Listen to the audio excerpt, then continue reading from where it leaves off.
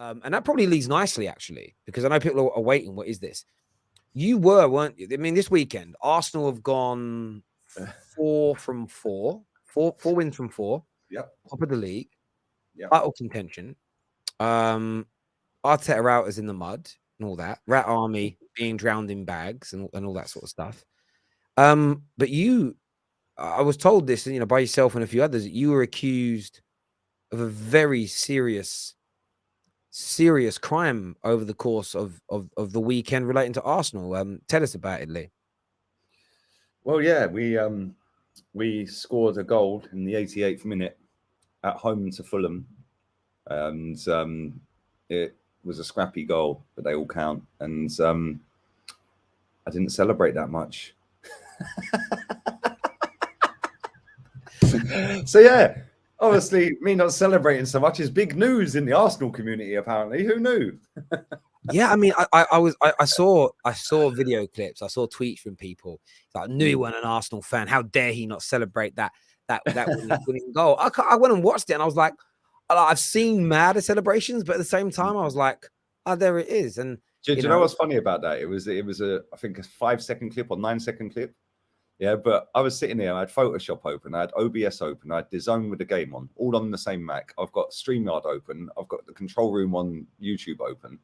Yeah, and I'm sitting there and I'm trying to change the score as the goal's going in. Yeah, and as it's gone to, so I'm sitting there like that. See, like, bro, we were rubbish. I don't know why people are getting so hyped. Like when we played Fulham last time, I think Eddie Nketiah scored in the 96th minute to equalise against them and run off into an empty crowd, giving it his weird celebration with the phone. Yeah, his cringe celebration. Yeah, to an empty crowd. And even that, if you go back to the watch along I did for that, I just went, you lucky, you know what? Yeah, I said it on the stream. I was like, you lucky so-and-sos. Because we didn't deserve anything against Fulham that day. At the weekend, we did deserve to win the game. They didn't do anything really. But at the same time, we the way people go on about, me not celebrating, like, what is your life? Like, really? And the funny thing is, Terry, yeah, is if a fan of Arsenal, right, celebrated and knee sliding around their apartment, yeah, or we're at the game and celebrating, what does it matter if somebody else didn't? Because as long as you did, who cares? It makes no sense. And then I've seen people going absolutely nuts on Andy Gray and Richard Keys because of their comments about Arteta over celebrating.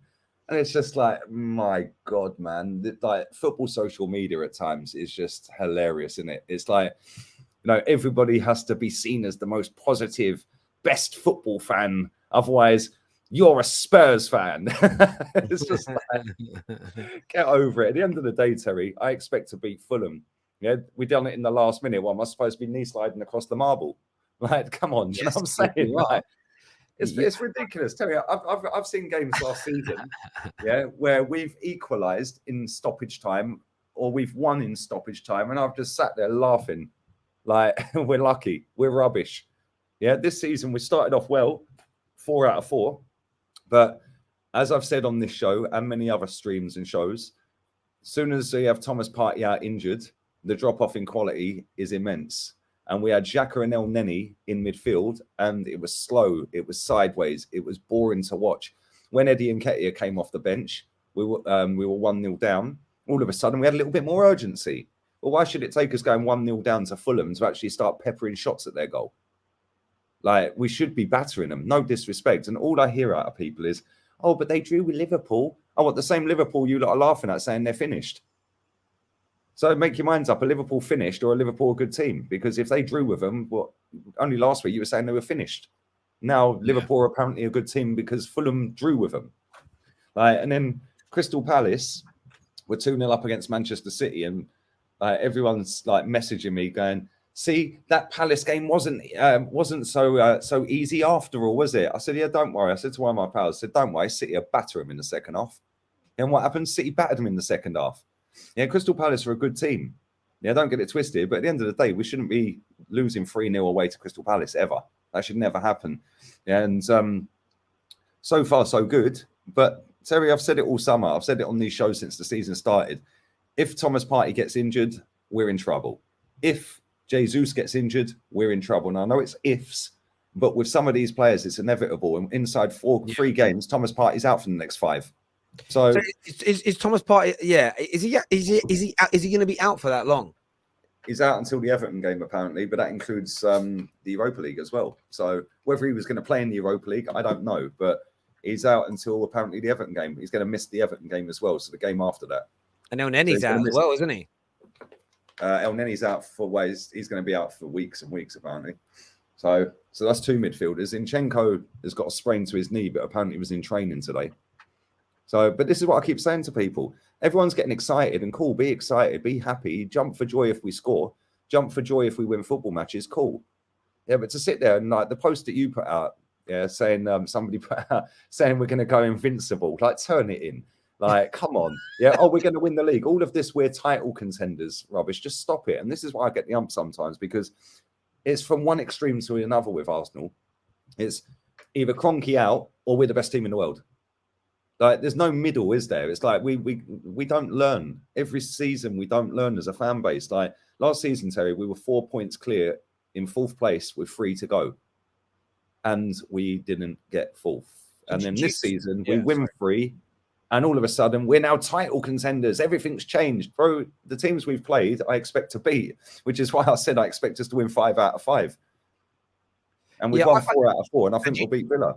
So do you feel like Arsenal fans are going a little bit over the top in terms of their celebrating at the minute? Do you think it's a little bit too far in your opinion? Listen, if you want to celebrate a win, cool, celebrate the win. I don't care. Yeah, if I don't want to, I don't want to. Like if I ain't going to sit there jumping around and getting my knickers in a twist because we scored against Fulham in stoppage time. But at the same time, when I see people sitting there gassing up a title charge, and this season we've got versatility. That's the buzzword all season, by the way. I've been saying that all summer. Yeah, the versatile Manchester City players, Zinchenko linked to Arsenal. What do you mean versatile? Like, he's a left back. Well, exactly. How many times has he played in midfield? Yeah, and this is the thing. Like the versatile. Oh, he's got versatility. Then obviously I've been seeing people all summer putting Zinchenko in 3 different positions on their squad for squad depth. Then we had Maitland-Niles in 3 different positions. Then we had who was the lad that Norton Cuffy, I think it was. He's just gone out on loan. Yeah, Charlie Patino was part of squad depth. Well, he's out on loan. And it's like when you actually dissect our squad, I've been saying it ain't good enough, Terry. And if you look at the bench that we had the other day, all of a sudden we've got 2 first-team players out injured, and the state of that bench was disgusting. We had just 2 players out, and the bench was disgusting. So we need a right back. I've been saying that because we've got 2 centre backs covering at right back at the minute because the 2 right backs we got ain't good enough. Then we've got 1 right winger at this football club because we got rid of Pepe. He's been hounded out because apparently he's no good. And now we're looking at a guy from the Ukrainian league, and now everyone's an expert on him. One report I've seen tonight is he is the Ukrainian Neymar. Oh, wow. With the whopping 2 goals he scored in his career. Do you know what I mean? But everyone's now, oh, he's brilliant. He's this, he's that. You don't watch Ukrainian league football. Stop.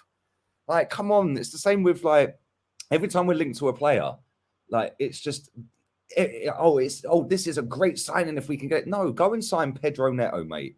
Yeah, go and sign a player that already knows the league. Yeah, that doesn't have to move country. He's already in the country. Is 1 year older than this kid we're linked to. Yeah, but it's the cheap and cheerful option again, isn't it? Let's go for the £25 million player rather than the £50 million player that could potentially be world class. Yeah, because Neto could be world class. We need a player on the right wing. We need a right back. We need a DM, and I feel we need another striker. So there's 4 more players we need, and that for me is just to get in the top 4, Terry. Yeah, that's without a title charge. So people are going to have a long, hard look at themselves at the end of this season and decide whether they want to carry on lying to themselves and to everyone on the internet, or whether they're actually going to start saying the truth about this manager in this squad.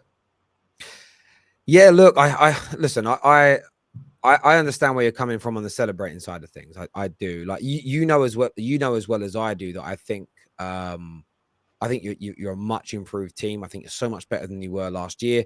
And I mean what I've said in my last video. I think that you're going to become title contenders this year. And whether that means challenging for the title this year or becoming ready to challenge for a title next year over the course of this season, I really feel like you've got some brilliant young players. However, though, I've said it in every video where I've praised you, This last 3 days of the window are key. If you don't sign another midfielder and another winger, if you don't spend that money on Neto and for instance Tillemans, you could live to regret. You could really excuse me. You could really live to regret that. And it's almost, and you've seen now, and hopefully the fact that you've got the Partey and El Neni injury before the window shuts, it should be the wake-up call to the fans. And I've called a lot of Arsenal fans out on this. I'm saying, listen, I'm with you in the sense that you're improved. But this whole, but we might not get injuries. You're more likely to get injuries than not in football. Like, no one goes for a season with no injuries. It is a rarity. So you need to have that extra depth. You absolutely do.